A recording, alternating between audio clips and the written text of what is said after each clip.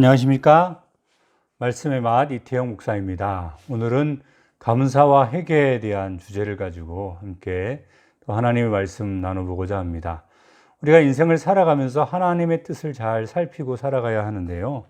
감사와 회개는 그러한 하나님의 뜻을 살피고 살아가는 데에 필수적인 요소 중에 하나죠. 제 뒤에 나와 있는 그림은 만종이라는 그림입니다. 유명한 그림이죠. 아주 유명한 그림인데 삼종 기도라 그래서 하루에 3번씩 기도하기 위한 종이 울리면 하던 일도 내려놓고 또 우리 감사의 기도를 드리는 그런 모습입니다. 종교적인 풍습이고요. 지금 현재 우리나라나 일본 기독교 국가에서는 그렇게 행해지지 않습니다. 그러니까 가톨릭 국가에서 이제 삼종 기도라는 것들이 있어가지고 종이 울리면 하던 모든 것들을 내려놓고 이제 기도 드리는 그런 모습인데요. 기도의 주된 그 목적은 감사겠죠, 물론. 이 감사라는 것이 참 중요한 덕목인 것은 분명한데, 그래요. 이렇게 어떤 계기라든가, 절기 때문에 하나님 앞에 감사하는 것도 괜찮은 것 같습니다. 우리도 1년 가운데 맥추감사주일이라는 그 감사주일하고 또 추수감사주일이라는 감사주일이 있어서 1년에 2번씩 감사하는 그런 절기를 만들어 놓고 하나님 앞에 특별한 감사를 드리는 그런 시간들을 보내기도 하죠. 근데 이런 감사절이라든가 또 그런 어떤 형식들을 우리가 보면서 너무 형식에 얽매인 감사를 하며 또 살아가는 것이 아닌가라는 생각을 해봐요. 하나님의 명령은 항상 기뻐하라, 쉬지 말고 기도하라, 범사에 감사하라. 그러니까 감사가 곧 우리의 생활이 되어야 하는 것들인데 이런 감사의 경종을 울리지 아니하면 우리가 감사할 수 없는 그런 존재인가라는 그런 생각을 한번 해보면서 과연 우리가 어떠한 모습으로 하나님 앞에 감사할 수 있는지 한번 그것을 먼저 살펴보고자 합니다. 우리가 감사할 때 어떤 조건 때문에 감사할 때가 참 많잖아요. 그죠? 하나님께서 이것을 주셔서 감사합니다. 그래도 우리 아이가 좋은 대학에 갈 수 있게 돼서 너무나 감사하고요. 요번에 우리 남편이 직장에서 승진하게 되어서 너무 감사하고요. 이번에 돈을 좀 많이 벌게 되어서 감사하고요. 병이 낫게 되어서 감사하고요. 이런 감사를 조건 감사라고 얘기하죠. 물론 감사할 일입니다. 우리 주변에 좋은 일이 생겨나면 당연히 좋은 일을 만들어준 사람에게도 그리고 하나님께도 감사해야 되는 것이 당연하지만 사실 이 조건 감사는 사람이라면 당연히 해야 되는 것에 해당하죠. 이런 조건이 주어졌으면 감사할 조건이 주어졌음에도 불구하고 감사하지 못한다. 그러면 동물과도 못한 그런 사람이 되고 맙니다. 개도 감사할 줄 알고요. 뱀도 감사할 줄 알고요.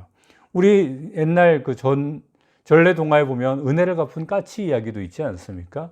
그런 동물들도 심지어 감사할 줄 아는데 사람들이 나에게 주어진 어떤 좋은 일들 때문에 감사하지 못한다면 그것은 사람된 도리로서 하지 못할 일일 겁니다. 그래서 이 조건 감사라고 하는 것은 사람이라면 의뢰이 당연히 어쩌면 시키지 않아도 해야 할 감사가 조건 감사일 수도 있어요.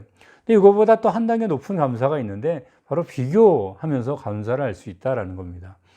지금 내가 처해 있는 형편들을 보면 그렇게 좋은 일은 아닌 것 같아요. 내가 원했던 만큼 되지도 아니하고 또 내가 추구했던 만큼 어떤 목표에 도달하지도 못했음에도 불구하고 그래도 비교해 보니까 다른 사람보다 낫더라는 거예요. 어떤 안 좋은 일이 닥쳤습니다. 불이 났어요. 그럼에도 불구하고 난 목숨을 건졌어요. 그래서 감사합니다. 죽지 않았으니까 감사한 거 아니에요. 내가 내 형편을 보니까 먹고 살기 너무나 힘들어요. 근데 비교를 하다 보니까 나보다 먹고 살기 힘든 사람, 저런 사람도 있는데 그나마 이런 형편을 허락해 주신 하나님께 감사합니다. 조건 감사보다 훨씬 성숙한 감사라고 볼 수가 있겠죠. 그런데요, 이 비교하는 것도 한계가 있어요.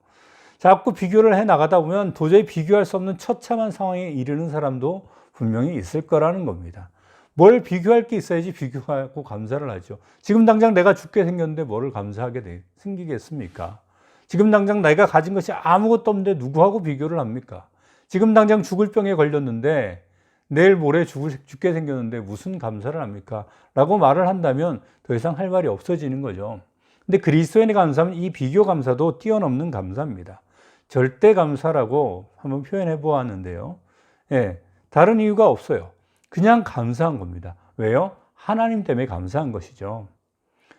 하박국 선지자의 고백을 보면 이렇게 고백이 되어 있습니다. 무화과 나무 잎이 마르고 포도나무에 열매가 없고 감람나무 열매가 그치고 양의 무리가 없고 우리의 양떼가 없고 내가 가진 것이 아무것도 없어도 하나님 앞에 그저 감사한데 왜 감사하냐? 내가 구원의 하나님으로 인하여 감사하리라 라고 하박국 선지자가 고백하고 있는 감사를 볼 수가 있습니다. 하박국 선지자가 그때 하나님께 받은 말씀이 뭔지 아십니까?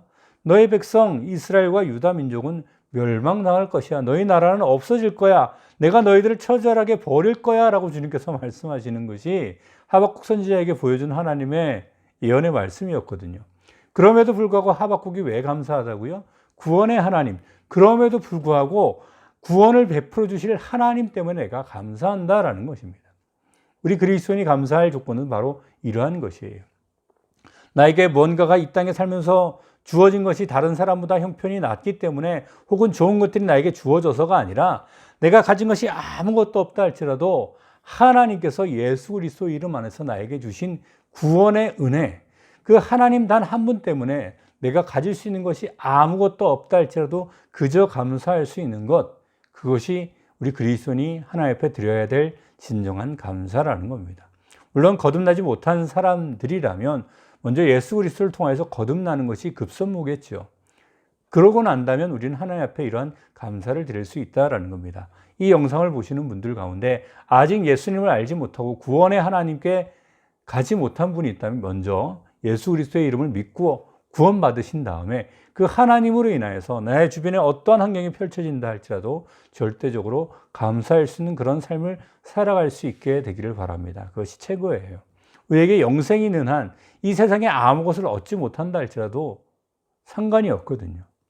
내가 이 세상에 모든 것을 소유한다 할지라도 하나님이 내게 없다면 그것은 다 잃어버리게 되는 것이고, 내가 이 세상에 아무것도 소유할 수 없다 할지라도 창조주 하나님이신 그분과 함께 한다면 우리는 영원한 생명을 소유할 수 있으므로 하나님 앞에 항상 모든 일에 감사할 수 있는 줄로 믿습니다.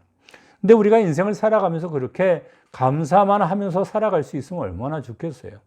근데 지난 시간에도 얘기했지만 우리가 인생을 살아가다 보면 인생이 이렇게 곡선이 이루어져요. 좋아질 때도 있고 나빠질 때도 있고, 아니 우리가 생각했던 것보다 훨씬 더 처절한 상황에 들어갈 때도 있고, 그렇게 되다 보니까 우리의 육신에 속한 사람으로서 욕심도 나고, 그렇게 하다 보니까 하나님께서 하지 말라는 하나님 뜻 가운데 있지 않은 그런 어떤 행동과 말도 하게 되고, 그렇게 하다 보면 하나님과 멀어지게도 되고, 그럴 때 어떻게 되냐면 하나님께 돌아와야 될 줄로 믿습니다. 그래서 우리가 회개라고 말하는데요, 많은 사람들이 착각하는 것이 회개하고 후회하고를 구별하지 못해요. 뭔가 내가 잘못했다라는 것을 뉘우치는 것까지는 후회와 회개는 별 차이가 없는 것 같습니다. 근데 후회라는 것은요, 끔찍한 결말을 가지고 오는 반면에 회개는 좀 더 나은 삶으로 나를 이끌어 드릴 수 있는 것에서 큰 차이점이 있어요.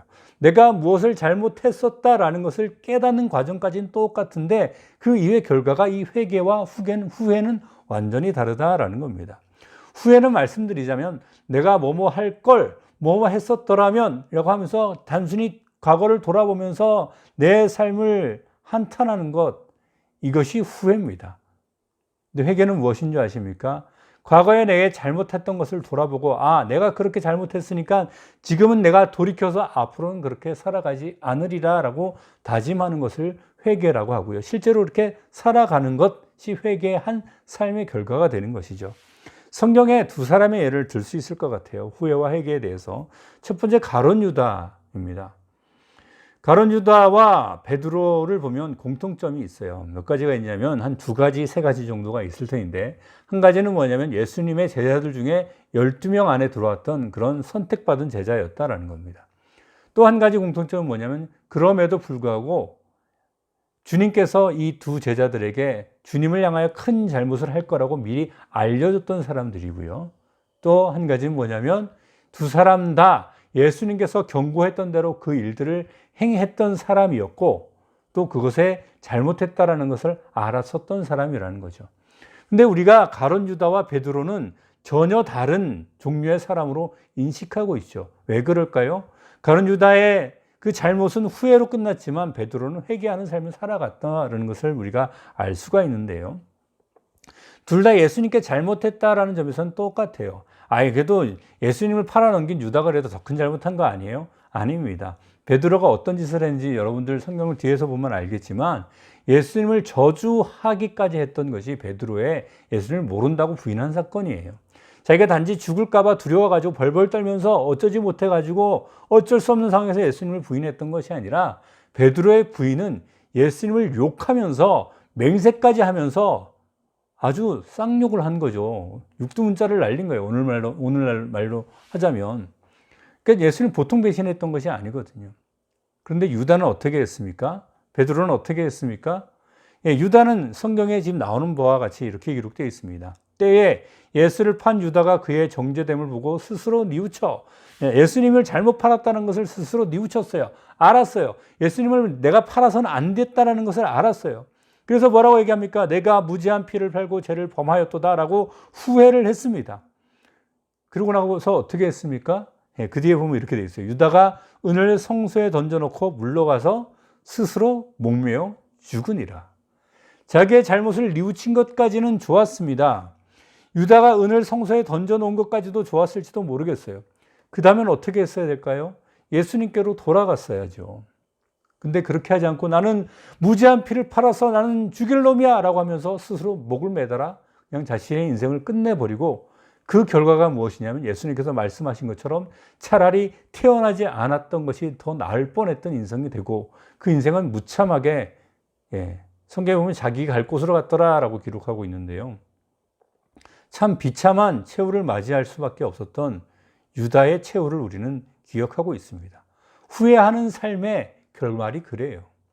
내 잘못을 뉘우치고 나는 죽일 놈이야 하고 스스로 목매달아 죽거나 인생을 끝나거나 극단적인 선택을 하거나 아니면 막 살아요. 어차피 이렇게 된 인생. 꼭 전도하러 가거나 또 혹은 낙심자를 권고하러 가서 보면 그렇게 말하는 사람들이 지은 죄가 많아서요. 지은 죄가 많아서 주님께로 돌아오라는 겁니다.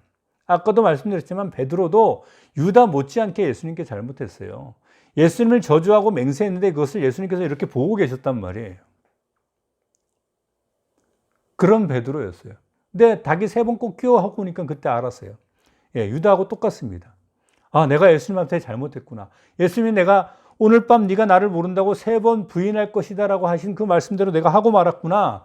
내가 죽으면 죽을지언정 다른 제자들처럼 도망가지 않고 끝까지 예수님 곁을 지키는 제자가 될 겁니다 라고 다짐했던 그 다짐은 어디 가고 주님을 모른다고 저주하며 맹세하고 예수님을 모른다고 3번이나 사람들 앞에서 그게 단호하게 부정했던 자신의 모습을 깨달았습니다. 그리고 베드로는 그 다음 행동이 유다와 달랐어요. 자기 인생을 자포자기한 것이 아니라 그 다음에 예수님께로 돌아가야 할 방법이 무엇인지 찾고 부활하신 예수님을 드디어 만나게 됩니다. 그때 예수님께서 요한의 아들 시몬에게 물어보시죠. 개역성경 요한이라고 번역하고 있긴 한데 사실은 요나의 아들입니다. 바요나 시몬 이렇게 돼 있거든요. 바가 아들이라는 뜻이고 요나가 사람의 이름이죠. 그러니까 바요나 하면 요나의 아들이에요. 바디메오가 디메오의 아들이거든요. 그런 건데 어쨌든 예수님께서 물어보셔요. 요한의 아들 시몬아 네가 나를 사랑하느냐라고 물어보니까 베드로의 대답이 달라졌어요. 예전에는 자기가 예수님을 사랑한다는 걸 드러내기 위해서 다른 제자들은 다 배반해도 내가 죽으면 죽을지언정 주님을 배반하지 않겠습니다라고 하면서 용감하게 말코의 귀까지 베었던 것이 자기의 의를 드러냈던 것이 베드로의 성격이었고 그랬습니다.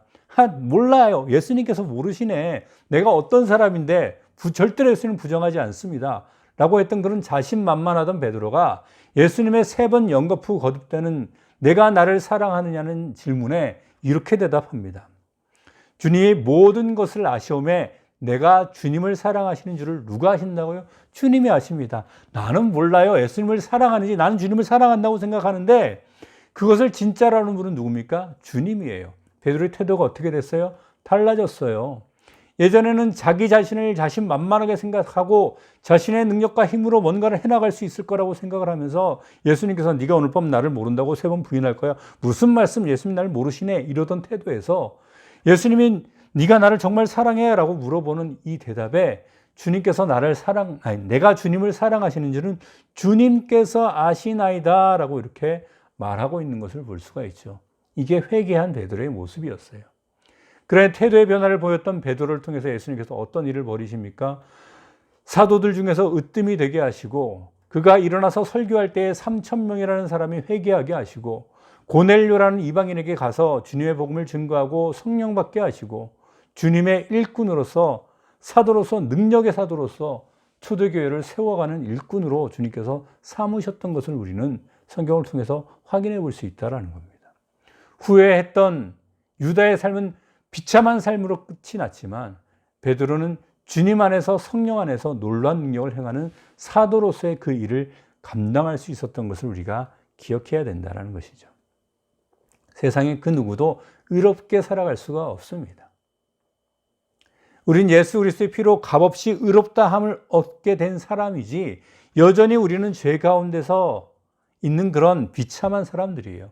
그래서 나의 힘으로 할 수 있습니다가 아니라 주님만이 할 수 있습니다라고 하면서 주님 앞에 나가야 돼요.